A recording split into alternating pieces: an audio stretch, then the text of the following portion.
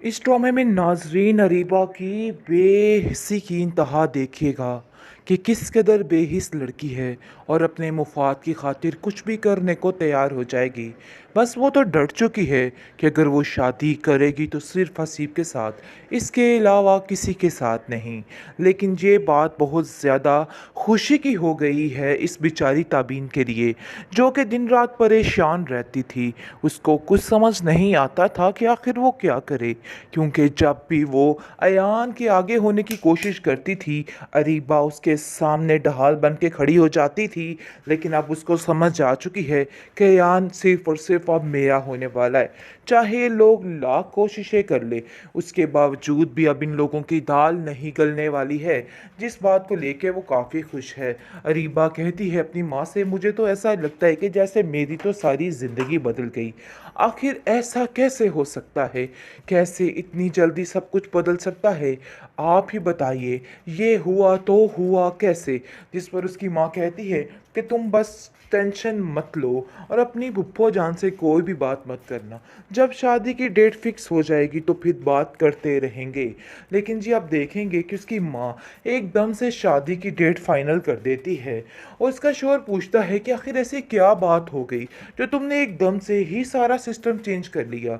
मैंने तो ऐयान के बारे में सोचा हुआ था और तुम ऐसा कैसे कर सकती हो? लेकिन वो उसको साफ और खरा जवाब देती है और कहती है कि ऐयान इस काबिल है कि उसकी शादी मेरी बेटी के साथ हो। आपका दिमाग ख़राब हो चुका है। ऐसा वैसा मैं कुछ भी नहीं करने वाली। ऐयान का तो नाम ही मत लीजिए। लेकिन जी आप देखेंगे कि ज़्यादा देर तक इनका ये मामला नहीं चलेगा, बल्कि बहुत जल्द अरीबा अपने रंग दिखाना उधर शुरू कर देगी और सारा मामला जो है वो तहस नहस उसका हो जाएगा। फिलहाल ऐयान कहता है कि मुझे ऐसा लगता है कि बहुत जल्द वो लोग अरीबा की शादी करना चाहते हैं और तबीन को भी पता होता है कि ये बात लगता है ऐयान को नहीं मालूम कि वो किससे शादी करने वाली है। इसलिए वो उसको कहती है कि शायद तुम उसके बारे में भी कुछ भी नहीं जानते, लेकिन बहुत जल्द तुम्हें उसकी सारी बातों का पता चल जाएगा और फिर तुम्हें समझ आएगी कि आखिर तुमने क्या खोया है और क्या पाया है। लेकिन अयान जी बहुत खुश है इसी धुन में कि अरीबा ने इस बारे में अपनी माँ से बात कर ली है।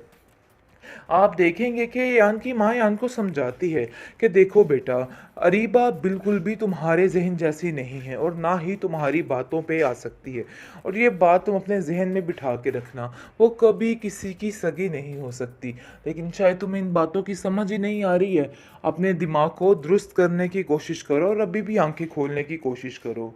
आप देखेंगे कि बार बार एक ही दफ़ा शहरयार के बारे में ताबिन को समझाने की कोशिश कर रहा है यान, और कहता है कि तुम नहीं जानती हो कि वाकई वो कितना अच्छा और मुखलिस लड़का है। अगर तुम उधर चलेगी तो तुम्हारी सारी ज़िंदगी ठीक हो जाएगी। जिस पर तबीन साफ साफ उसको मना कर देती है और कहती है कि आइंदा से कभी भी इस बारे में बात मत करना, क्योंकि मैं अब ये बात बिल्कुल भी पसंद नहीं करूँगी। जिस पर वो खामोश हो जाता है। लेकिन वो बेचारा ये नहीं जानता कि उसकी अपनी ज़िंदगी ही तबाह होने वाली है और सब कुछ ख़त्म होने वाला है, क्योंकि वो तो किसी और ही धुन में लपका हुआ है। लेकिन वो ये नहीं जानता कि आखिर अरीबा करना क्या चाहती है और क्या कर रही है। इस बात का तो उस बेचारे को बिल्कुल भी अंदाज़ा नहीं है और वो इसकी झूठी बातों में आकर अपने पता नहीं क्या क्या जहन पे जहन बनाता जा रहा है। लेकिन जी आप देखेंगे कि जब अरीबा से जान छूटेगी फिर जाकर समझ आएगी इस बंदे को और इसको पता चलेगा कि तबीन कितनी अच्छी लड़की है और इसने क्या क्या फ़ैसले गलत कर डाले हैं। फिर जाकर सारा कुछ सामने आ जाएगा और हर चीज़ खुलकर सामने आएगी। फिर अंदाज़ा खुद ही हो जाएगा। इस ड्रामे में नाजरीन अरीबा की बेहिस्सी की इंतहा देखिएगा कि किस कदर बेहिस लड़की है और अपने मुफाद की खातिर कुछ भी करने को तैयार हो जाएगी। बस वो तो डर चुकी है कि अगर वो शादी करेगी तो सिर्फ हसीब के साथ, इसके अलावा किसी के साथ नहीं। लेकिन ये बात बहुत ज़्यादा खुशी की हो गई है इस बेचारी ताबीन के लिए, जो कि दिन रात परेशान रहती थी। उसको कुछ समझ नहीं आता था कि आखिर वो क्या करे, क्योंकि जब भी वो अयान के आगे होने की कोशिश करती थी, अरीबा उसके सामने ढाल बन के खड़ी हो जाती थी। लेकिन अब उसको समझ आ चुकी है कि अयान सिर्फ और सिर्फ सिर्फ अब मेरा होने वाला है। चाहे लोग लाख कोशिशें कर ले, उसके बावजूद भी अब इन लोगों की दाल नहीं गलने वाली है। जिस बात को लेके वो काफ़ी खुश है।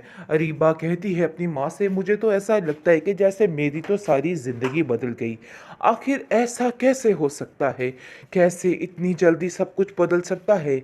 आप ही बताइए, ये हुआ तो हुआ कैसे? जिस पर उसकी माँ कहती है कि तुम बस टेंशन मत लो और अपनी फूफो जान से कोई भी बात मत करना। जब शादी की डेट फिक्स हो जाएगी तो फिर बात करते रहेंगे।